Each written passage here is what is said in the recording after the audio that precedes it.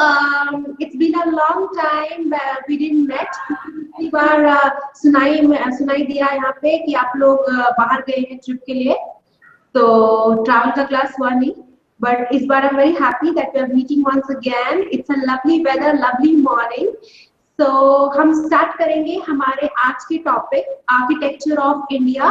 इससे पहले भी जब मैंने आपको करवाया था तो मैंने आपको उसमें बताया था कि आर्किटेक्चर क्या होता है, आर्किटेक्चर से हम क्या समझते हैं।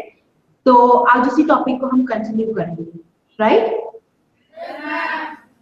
Okay, so we were discussing about Indian architecture. Architecture के बारे में मैंने आपको पिछली क्लास में बताया था that architecture is the style of making buildings. Buildings को बनाने का जो स्टाइल है उसको हम कहते हैं architecture.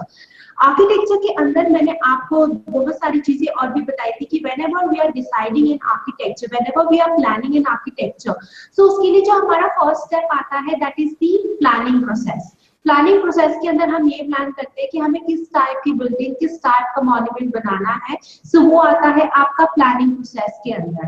Once you are done with your planning, the second portion is the layout और द डिजाइन। लेआउट और डिजाइन में हम ये डिसाइड करते हैं कि बिल्डिंग का टाइप कैसा है, क्या बिल्डिंग एक टेम्पल है, क्या वो कोई मॉन्यूमेंट है, क्या वो कोई रेजिडेंशियल बिल्डिंग है। सो लेआउट हमें बताता है which type of building we are going to construct. Number third मैंने आपको बताया था कि once you are ready with your planning and once you have layout, एक बार आपके पास प्लानिंग हो गई कि क्या बनाना है और एक बार आपके पास लेआउट आ गया कि कैसे बनाना है, तो थर्ड पॉइंट जो हमारा आता है that is the construction.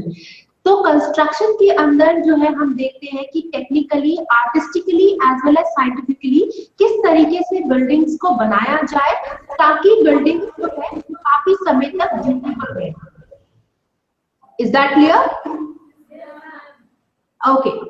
So next चीज जो मैंने आपको बताई थी in architecture, that was, just have a look at to the PPT. So architecture can be described as a general term to describe buildings and other physical features. So architecture के अंदर मैंने आपको तीन चीजें करवाई थी, ड्यूरेबिलिटी, यूटिलिटी एंड ब्यूटी। तीन चीजों को हमने जो है वो डिस्कस किया था। नंबर वन पॉइंट था हमारा ड्यूरेबिलिटी, नंबर सेकंड पॉइंट था हमारा utility and number third point था हमारा ब्यूटी। सो ड्यूरेबिलिटी का मतलब क्या है? ड्यूरेबिलिटी का मतलब है कि whatever architecture you are planning or you are making, that has to be durable. ठीक है? जो भी architecture, is there is anyone who is sir है वहां पे बेटा? वहां पर कोई सर है?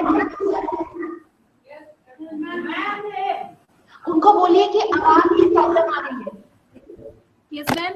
मैम आपकी आवाज वापस आ रही है, आप अपने स्पीकर में नहीं सुन सकते। अच्छा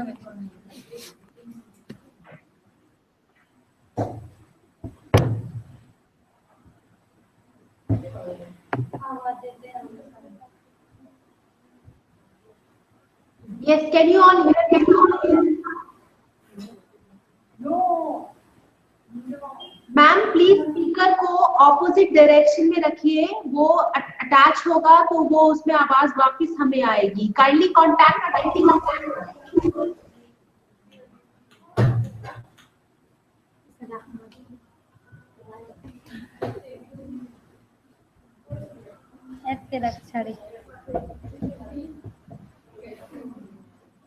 इसको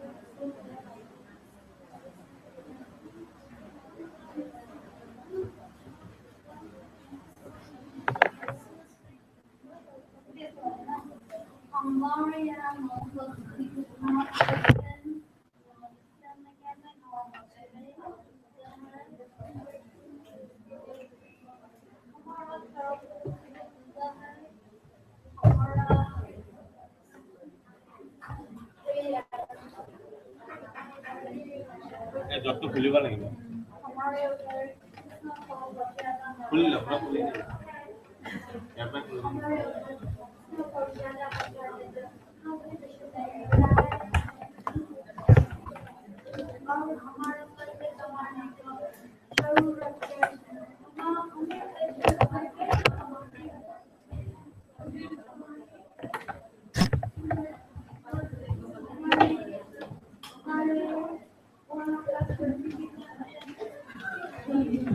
क्या बक रहा है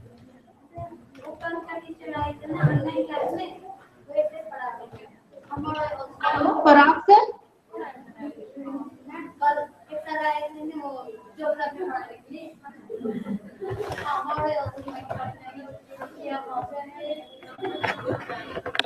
hello is my voice is audible to you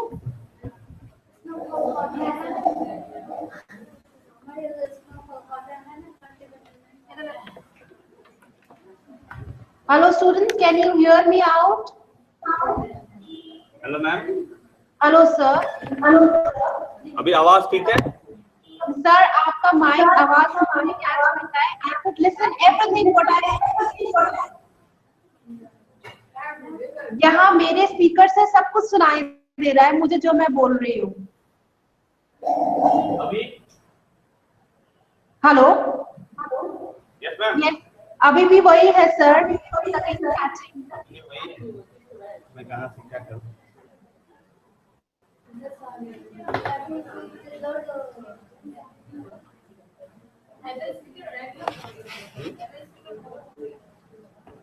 speaker ना ये ऊपर तो का साउंड है ना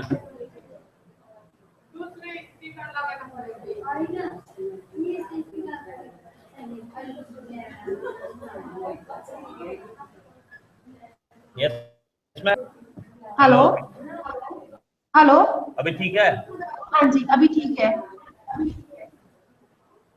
okay ma'am start the class okay so dear students yes please अब मस्ती छोड़ के वापस पढ़ाई पे आ जाइए about architecture of India right okay so आप अभी जो हम डिस्कस कर रहे थे कि for any architecture it is very important that we should have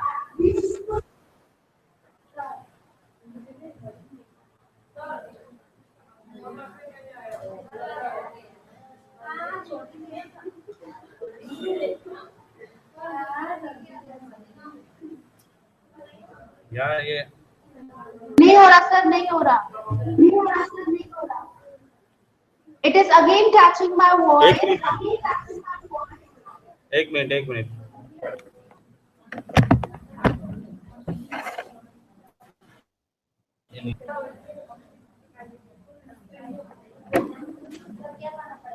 इसको नीचे उतारो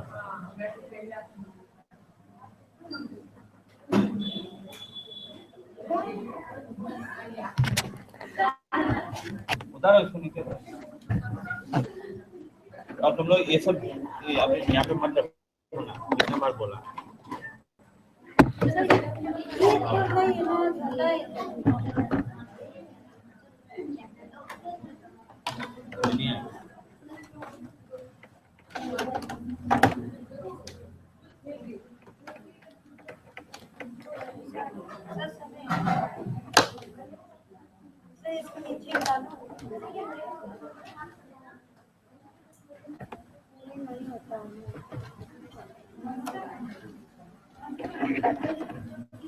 रुको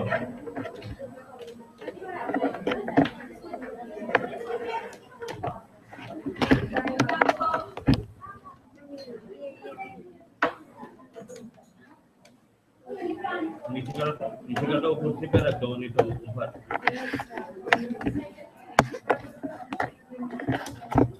ऊपर ना वो कुर्सी पे रखो, कुर्सी पे रखो।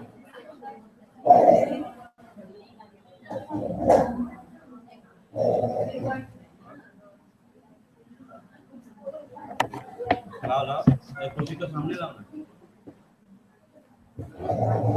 घुमा दो उसको, कुर्सी को घुमा दो।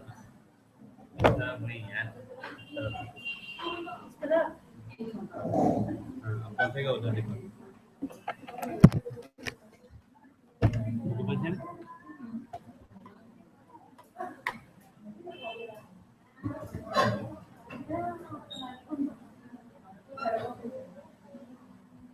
क्या कर रहे हैं?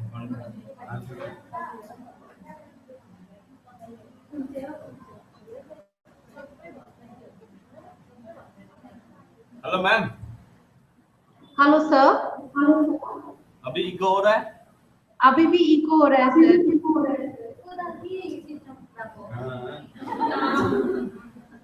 I guess you should have placed it in the opposite direction. Opposite में, क्योंकि मेरी आवाज मुझे सुनाई देती है, I cannot speak. एक मिनट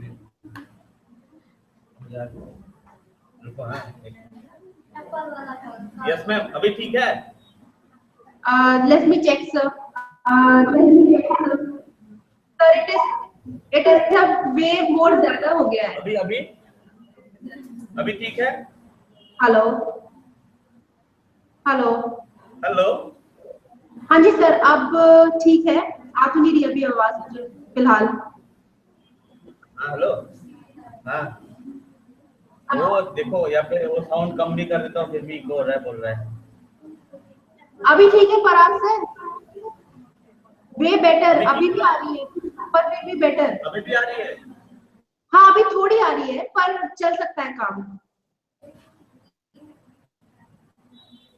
अभी भी आ रही है क्या आपकी आवाज वापस? नहीं अभी ठीक है sir.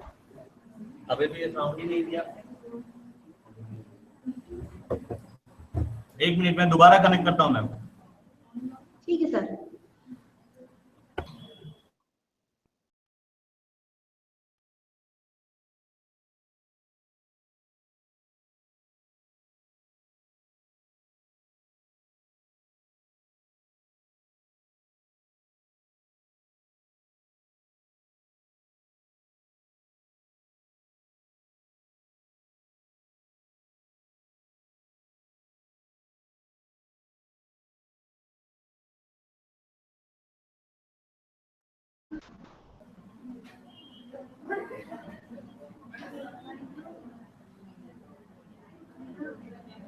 Hello everyone. Hello ma'am. Okay, so let us just start with our topic once again. So we were discussing about architecture of India, जिसके अंदर मैं आपको बता रही थी कि आर्किटेक्चर बनाने से पहले the number one point is durability.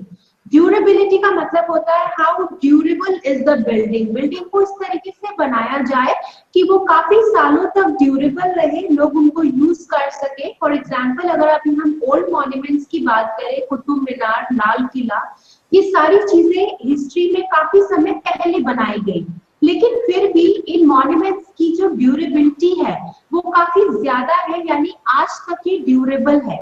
So durability जो है वो सबसे इंपॉर्टेंट फैक्टर होता है when we consider architecture. Number second is utility. जो भी मॉन्यूमेंट या जो भी बिल्डिंग या जो भी स्ट्रक्चर आप बना रहे हैं उसका यूटिलिटी क्या है। अगर हम एक मंदिर बना रहे हैं तो उसकी यूटिलिटी क्या है, अगर हम एक बिल्डिंग बना रहे हैं उसकी यूटिलिटी क्या है। यूटिलिटी का मतलब होता है कि वो किस रूप में जो है लोग उसको यूज करेंगे। So that is utility. Number third is your aesthetic value और द डिजाइन। जो भी बिल्डिंग जो है वो आप बना रहे हैं उसका एक एस्थेटिक वैल्यू होना चाहिए, एक डिजाइन होना चाहिए जिसके कारण वो बिल्डिंग जो है वो दूसरी बिल्डिंग से अलग दिखे। फॉर एग्जाम्पल अगर हम ओल्ड मॉन्यूमेंट्स की बात करें, सो ओल्ड मॉन्यूमेंट्स में कुतुब मीनार एंड लाल किला दोनों जो है वो एक बिल्डिंग है, बट स्टिल दोनों का डिजाइन जो है वो आपस में काफी फर्क है। सो कहने का मतलब जब भी हम आर्किटेक्चर की बात करते हैं, we discuss about three major factor: how durable is the building, number second, what is the utility of the building, and number third, what is the design or aesthetic value of that building, right? इसके बाद जो सबसे पहला architecture हम पढ़ेंगे that is Asian architecture. अपनी copies पर लिख लीजिए ASIAN, एशियन आर्किटेक्चर।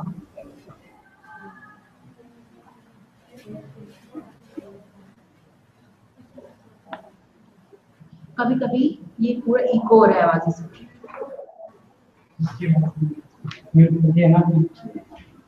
म्यूट ही किया मैंने अभी, पीपीटी बोल दी।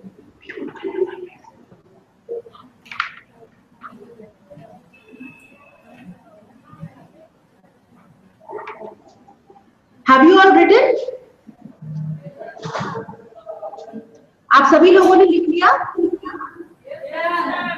ओके, सो सबसे पहले जब हम बात करते हैं, we are talking about Asian architecture. Asian architecture की अगर हम बात करें, it is the oldest form of architecture. Asian architecture जो है वो वर्ल्ड का ओल्डेस्ट आर्किटेक्चर माना जाता है। व्हाई? क्योंकि हिंदुइज्म फ्लरिश हुआ था 3rd सेंचुरी से। सो 3rd सेंचुरी की अगर हम बात करें तो एशिया एक ऐसा रीजन है जहां पर आर्किटेक्चर के अलग अलग स्टाइल आपको नजर आएंगे। It consist of Hindu architecture, it is an amalgamation of Sikh architecture, it also consists European architecture। so क्योंकि एशिया कॉन्टिनेंट के अंदर we have majority of people, we have majority of religions, we have majority of backgrounds, जिसकी वजह से जो हमारा Asian architecture है वो काफी विविड है। फॉर एग्जाम्पल, अगर हम एशियन आर्किटेक्चर में टोक्यो की बात करें, जापान की बात करें, चाइना की बात करें, तो वहां का अपना आर्किटेक्चर है। सिमिलरली एशिया के अंदर जो है वो रशिया, यूरोप का एरिया भी आता था। So basically it has a influence of European architecture. इसके अलावा एशिया में जो सबसे बड़ा रिलीजन है that is Hinduism. So Hinduism होने की वजह से एशिया के अंदर you will find many temples which are basically made from Hindu style of architecture। so Asia की अगर हम बात करें, so Asia is the mixture of Sikh architecture, Hindu architecture, then you also have European architecture in Asia। India की अगर हम बात करें, सो इंडिया में अगर हम गोवा के प्लेस को देखें, so Goa has the Portuguese style of architecture. Now who were the Portuguese? Portuguese वो लोग थे जो यूरोप से आए थे और जिन्होंने सबसे पहले गोवा में आकर के अपना जो है वो बेसिकली सेटलमेंट किया था। सो गोवा के अंदर जितने भी आपको चर्चेस मिलेंगे, जितनी भी आपको बिल्डिंग मिलेगी, वो सारी आपको पोर्टुगीज स्टाइल में मिलेगी, यानी कि इंग्लिश स्टाइल में मिलेगी, क्योंकि वहां पर काफी टाइम तक पोर्टुगीज ने शासन किया। दूसरी बात, अगर हम इंडिया में नॉर्थ इंडिया की बात करें, जहाँ पे आता है दिल्ली, आगरा, यूपी, इन एरियाज में जो है जिस तरीके का आर्किटेक्चर मिलता है उनको हम कहते हैं मुगल आर्किटेक्चर। मुगल आर्किटेक्चर का मतलब होता है मुस्लिम आर्किटेक्चर। जैसे अगर हम दिल्ली की बात करें तो दिल्ली में भी है कुतुब मीनार, जो कि कुतुबुद्दीन ऐबक ने बनाया था। ही वाज अ मुस्लिम।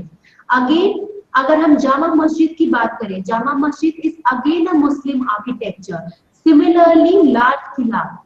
सो दिल्ली के एरिया में क्योंकि ज्यादातर लोगों ने मुगल्स को फॉलो किया, सो वहां पर जो बेसिकली आर्किटेक्चर स्टाइल फ्लरिश हुआ उसको हम कहते हैं मुगल आर्किटेक्चर। बट अभी सबसे पहले हम आपको पढ़ाएंगे what is Asian architecture. For that you have to take a look into the PPT.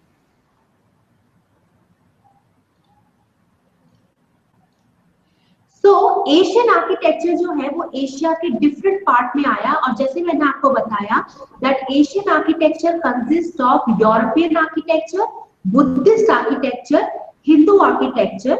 जैसे मैंने आपको बताया कि एशिया के अंदर जो है वो कई आर्किटेक्चर का कॉम्बिनेशन मिलता है, क्योंकि हिंदू रिलीजन भी यहाँ काफी ज्यादा था, सिख रिलीजन यहाँ पे फ्लरिश हुआ, बुद्धिज्म जो है वो एशिया में काफी ज्यादा है, इन जापान, इन चाइना। तो इस एरिया में बुद्धिस्ट आर्किटेक्चर भी ज्यादा है, and then Europe. Hindu temple architecture, which developed around 3rd century BCE, is governed by the Shastras.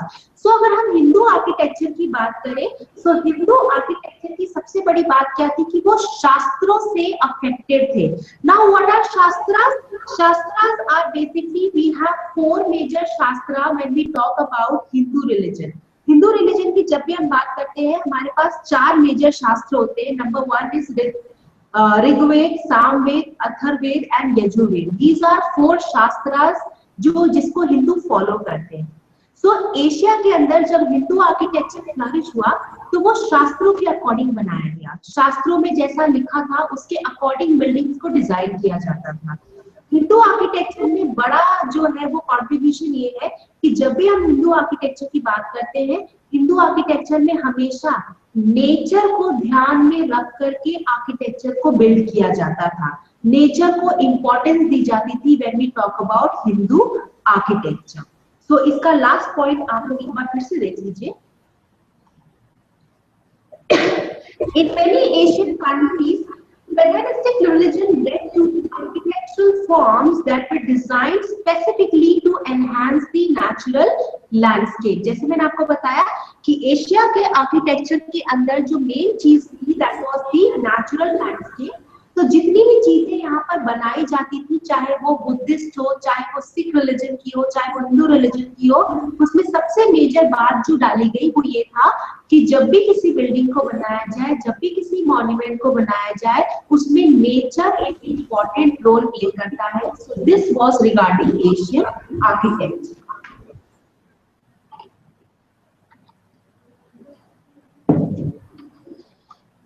Is that clear to you all? समझ आया आप लोग को? Yes, ma'am. Okay. So next form of architecture that we are going to do is we are having different sets of architecture style. जैसे अभी हमने Asia के बारे में पढ़ा, उसी तरीके से बुद्धिस्ट आर्किटेक्चर के बारे में हम पढ़ेंगे. We will also talk about Hindu architecture. We will also talk about your Muslim architecture, and then we will talk about the Dravidian architecture, right? So हमने अपने चैप्टर को 4 सेक्शन में डिवाइड कर दिया है. Buddhist architecture, Hindu architecture, Muslim architecture and Dravidian architecture, right? अपनी copy में please लिख लीजिए कि इसके अंदर हम क्या क्या पढ़ेंगे. Number 1 is Hindu architecture. Copy में लिख लीजिए, number 1 is Hindu architecture.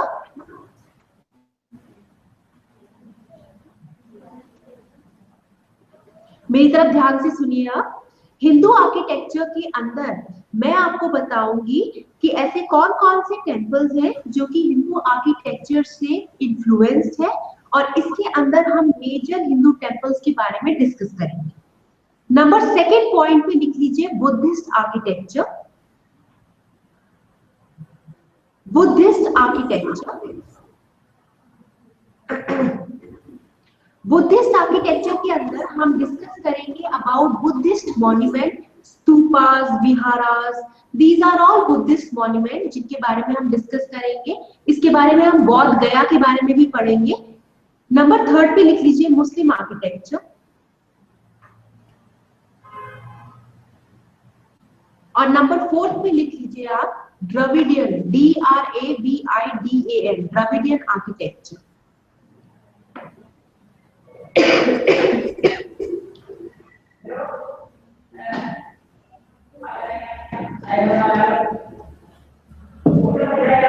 Have you all written?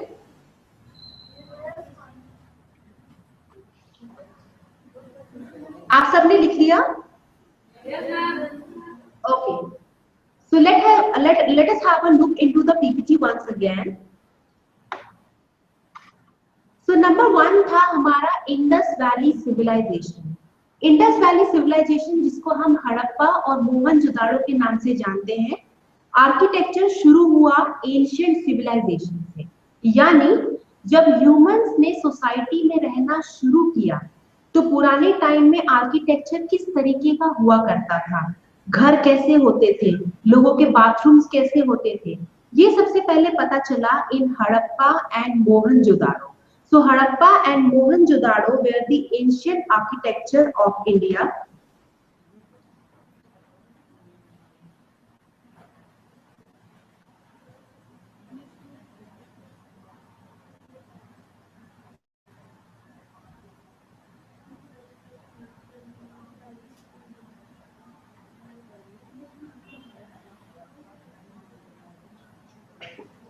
So Harappa and Mohenjo-daro was the ancient architecture of India. जब से लोगों ने एक सिविलाइजेशन, एक सोसाइटी में रहना स्टार्ट किया, तब से जो एंशियंट आर्किटेक्चर है, यानी Harappa and Mohenjodaro, these were the ancient civilization, यहाँ से आर्किटेक्चर की शुरुआत हुई। पुराने टाइम में जो घर बनाए जाते थे वो अक्सर मिट्टी के बनाए जाते थे और उनके एरियाज बड़े होते थे। जैसे कि आप इस स्लाइड में देख सकते हो, यहाँ पे कुछ खंडहर आपको नजर आ रहे हैं ऑफ हड़प्पा एंड मोहनजोदारो। जैसे आप देख सकते हो, ये वाला जो एरिया है जिसमें मैंने अपना एरो रखा है, ये एक बाथरूम हुआ करता था, जहां पर लेडीज आकर के जो है वो बेसिकली बेथिंग के लिए यूज होता था। जो आप इसके ऊपर की तस्वीर देख रहे हो, ये छोटे छोटे जो है ये घर हैं, जो कि प्रोबेबली उस टाइम में बनाए गए थे या लोग इनमें रहा करते थे।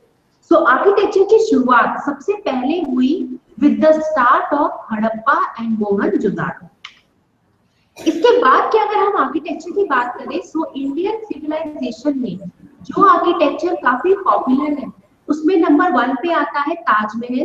ताजमहल जो है it is a Muslim architecture, लेकिन इंडिया में इसका बहुत रेलेवेंस है क्योंकि इसको यूनेस्को वर्ल्ड हेरिटेज साइट में रखा गया है। And number 2 is your Khajuraho.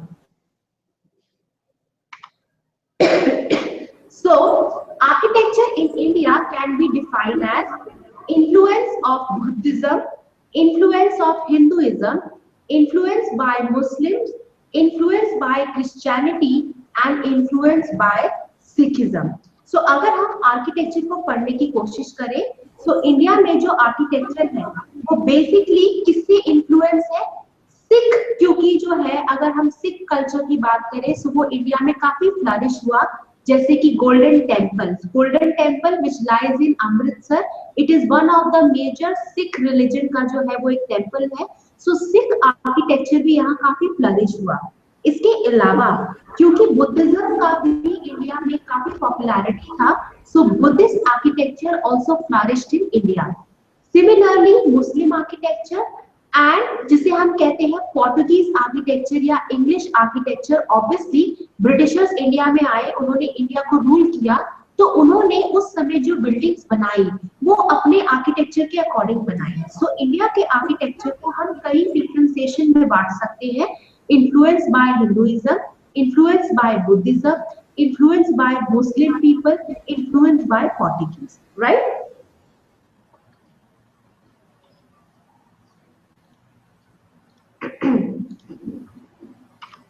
So we will start with Muslim architecture in India. Muslim architecture की जो सबसे बड़ी रेलेवेंस है या सबसे बड़ी इंपॉर्टेंस है इंडिया में, वो है Taj Mahal. Taj Mahal is one such structure which is built in Islamic style. जैसे आप देख सकते हो कि ये जो स्ट्रक्चर है ये इस्लामिक स्टाइल में बना हुआ है।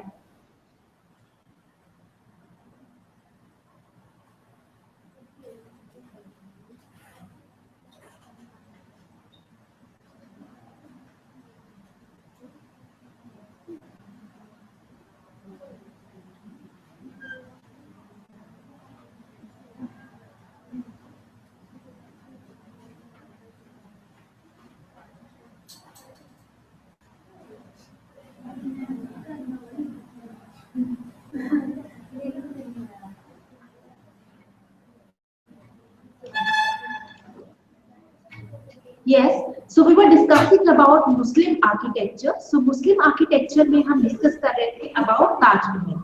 जो ताजमहल है, it is one of the 7 wonders of the world। और बेसिकली मुस्लिम एम्परर ने इसको बनाया था, शाहजहां ने। ताजमहल की अगर आर्किटेक्चर की बात करें और अगर मुस्लिम आर्किटेक्चर की बात करें, सो मुस्लिम आर्किटेक्चर में हमेशा जो भी मॉन्यूमेंट्स बनाए जाते हैं उनका टॉप होता है डोम शेप। अपनी कॉपी पे लिख लीजिए dome shape, DOME, dome shape. Muslim architecture के आगे कॉपी में लिख लीजिए डोम शेप, DOM।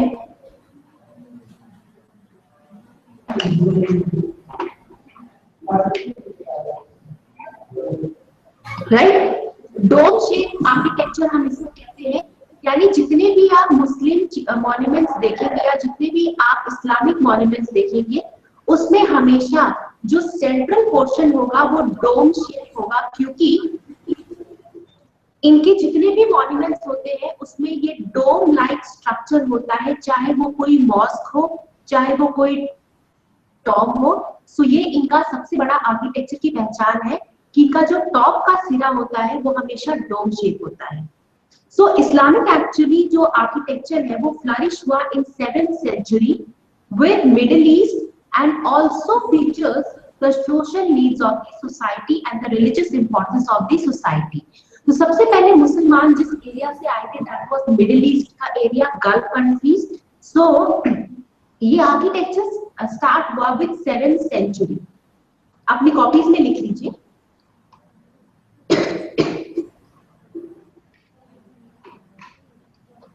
मुस्लिम आर्किटेक्चर का जो मेन एग्जाम्पल है वो हमें मिलता है Middle East, North Africa, Spain और इंडिया में।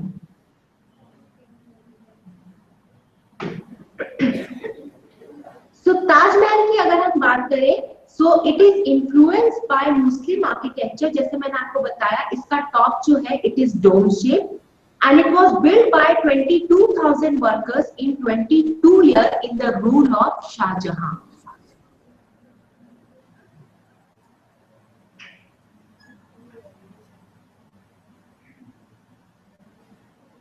So it was built by 22,000 workers in 22 years under the rule of Shah Jahan.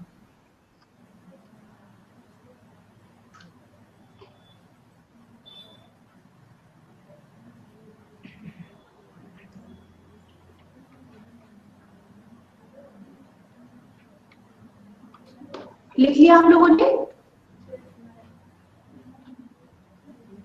Have you all written? Okay. So Muslim architecture के बारे में पॉइंट्स मैं आपको रिपीट करवा देती हूँ। It is dome shape. The major Muslim architecture is Taj Mahal. Talking about India.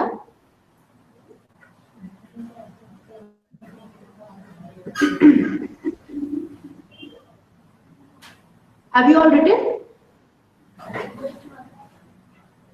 आप लोगों ने लिख लिया? Yes, ma'am. Okay. So we are moving on to the next architecture, that is Buddhist architecture.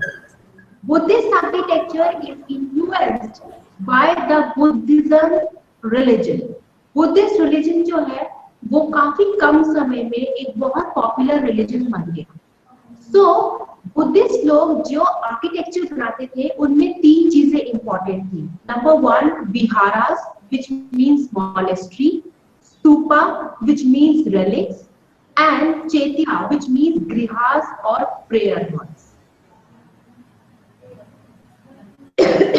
Write down in your copy vihara.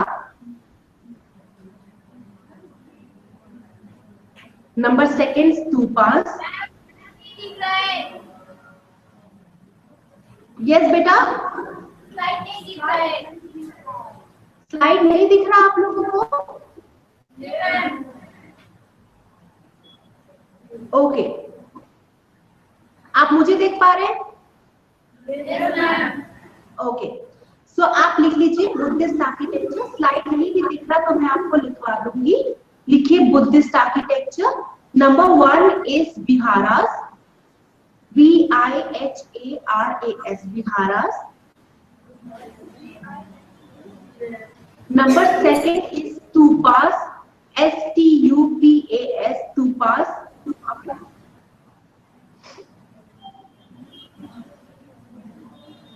And number 3 is grihas, GRIAS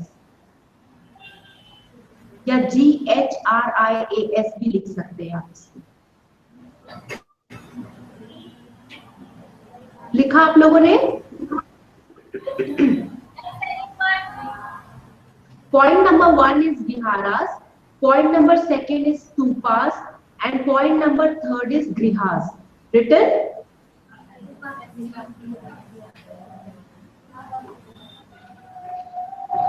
Have you all written? बेटा लिख लिया आप लोगों ने? Yes, ma'am. Okay. सो हम discuss कर रहे हैं about Buddhist style of architecture. अब आप मेरी तरफ ध्यान दीजिए। जब भी बुद्धिस्ट मॉन्यूमेंट्स की बात होती है, सो बुद्धिस्ट मॉन्यूमेंट में विहार्स को काफी इंपॉर्टेंस दिया गया। Now what are viharas? Viharas are the roaming areas जहाँ पे सेंट और मॉन्क्स जो है वो घूमा करते थे। गार्डन एरियाज को विहार्स कहा जाता है।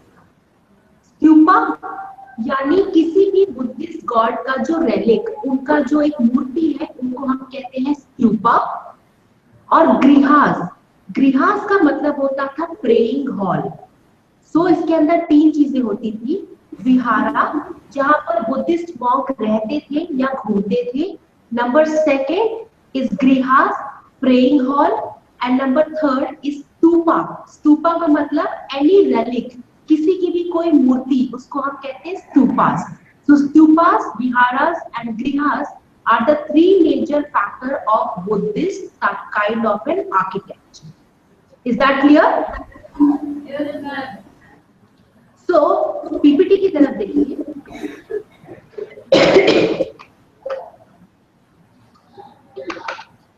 So Buddhist architecture developed in Indian subcontinent in 3rd century BCE. India में जो है वो बुद्धिस्ट आर्किटेक्चर आया 3rd सेंचुरी से। और इसमें तीन चीजें थी, जैसे मैंने अभी आपको लिखवाया। विहारास, विहारास का मतलब होता था मोनेस्ट्री। स्तूपास, स्तूपास का मतलब होता था relics, shrines. And next is grihas, grihas का मतलब होता था prayer halls. So basically viharas क्यों यूज किए जाते थे? विहारास बेसिकली वो एरियाज होते थे जहां पर मॉन्क घूमते थे, यानी कि जिन गार्डन्स में वो रहते थे, जहाँ पे वो घूमते थे रेनी सीजन के दौरान, उनको हम कहते थे विहारास। इसका जो एग्जाम्पल है वो है नालंदा विहार में। नालंदा विहार में we have one of the basic Buddhist architecture, जो कि आप ऊपर पिक्चर में देख रहे हो। जो ऊपर वाली पिक्चर है ये है नालंदा की। एज यू कैन सी यहाँ पे बहुत बड़ा गार्डन एरिया है जिसको हम कहते थे विहारास। और इसके आसपास जो ये छोटे छोटे घर देख रहे हो, इनको हम कहते थे मॉनेस्ट्रीज। साथ ही इसके अंदर जो स्तूपा था, स्तूपा का मेन फंक्शन था to safeguard the relics of Buddha, जिसको आप ये स्तूप कहते हैं। स्तूप का मेन फंक्शन था बुद्धा के रेलिक करना, उसको सेफ्टी। सो इसके अंदर तीन major important stupas, viharas and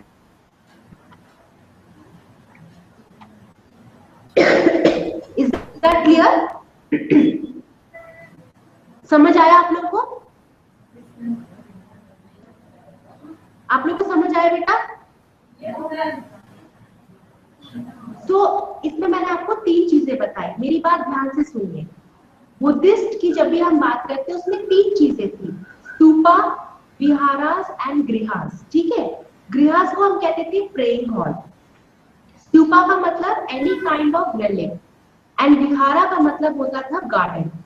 so basically Buddhist monument में जहां भी आपको चीजें मिलेंगी, ये तीन चीजें जरूर मिलेंगी, विहारास, स्तूपास एंड गृहास। विहारास क्या थे? जहां पर बुद्धिस्ट मॉन्क रहते थे, जहां पर वो स्टे करते थे, उनको हम कहते थे विहारास, जिनके अंदर मोनेस्ट्री आती थी। Number second is stupa.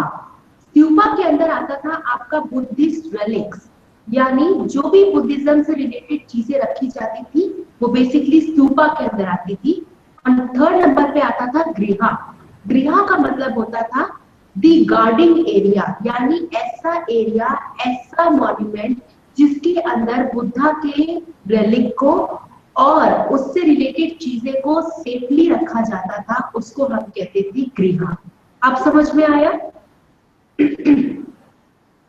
आप समझ में आया आप लोगों को? ओके, सो बुद्धिस्ट रिलीजन की अगर हम बात करें तो इंडिया में इसका एग्जाम्पल है नालंदा विहार। लिख लीजिए अपनी कॉपी में, एग्जाम्पल है इंडिया में इसका Nalanda Vihar. Nalanda, NALANDA, Nalanda Vihar. It lies in the state of Bihar.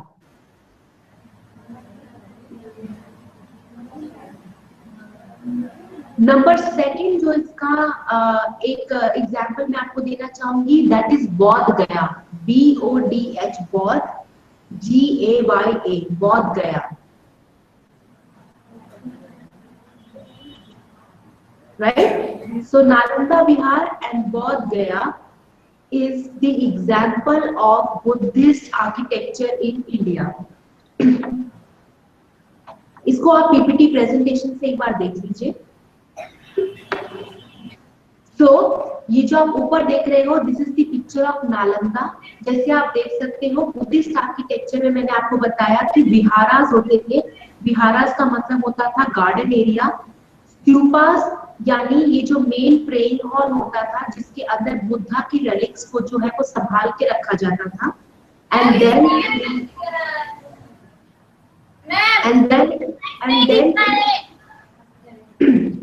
Then is Nalanda Vihar, right?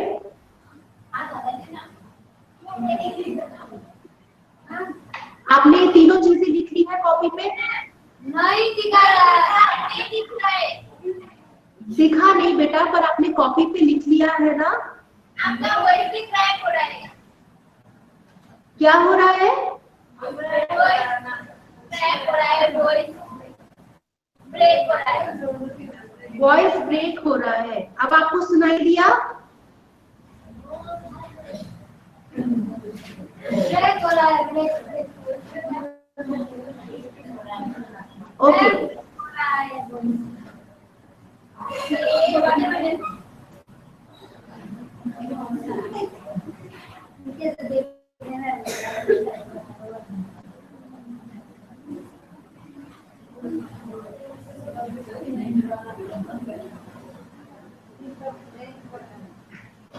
Yes, अब सुनाई दिया आप लोग को? ओके, तो तीन चीजें आप अपनी कॉपी पे लिख लीजिए। बुद्धिस्ट आर्किटेक्चर, पहले हेडिंग डालिए। हेडिंग डालिए Buddhist architecture.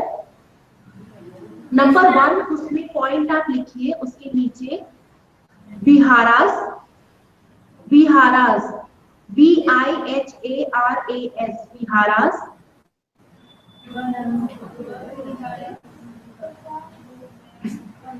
Number second point आप डालिए, उसमें stupa, STUPA, stupa, STUPA, stupa. And number third point आप उसमें डालिए गृहा, GRIHA, GRIHA।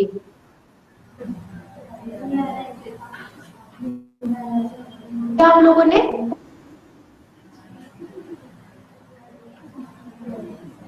Have you all written? Yes, ma'am. Okay. So today we discussed about two main architecture, Asian architecture and Buddhist architecture के बारे में हमने पढ़ा।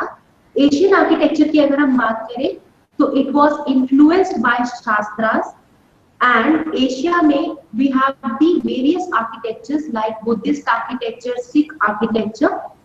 Similarly हमने पढ़ा Buddhist architecture के बारे में, जिसके अंदर मैंने आपको पढ़ाया about 3 मेजर चीजें, गृहास,